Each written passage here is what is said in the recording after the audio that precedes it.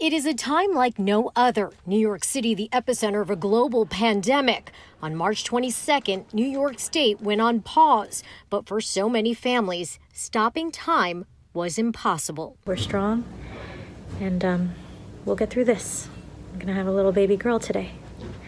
Nicole and Marco Chung were one of those families. Expecting their third child, they realized this delivery would be vastly different.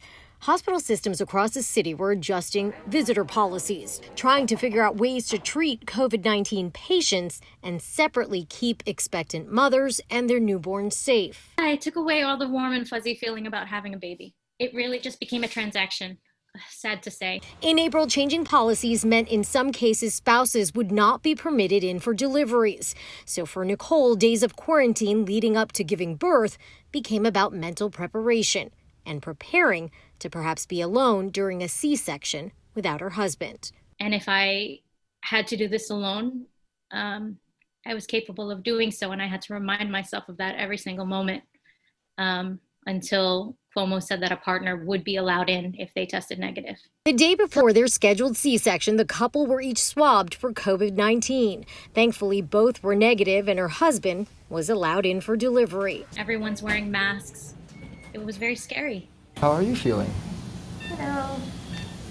45 minutes later, the couple welcomed their beautiful baby girl, Scarlet Sky. I really wanted to hold her. I really wanted to put her on my chest. And I asked the doctor if I could. And she gently reminded me that, hey, why don't you give her over to Daddy? He has to leave soon. So she did. He held her for 5 minutes. The couple wouldn't be reunited until baby and mom were discharged 3 days later.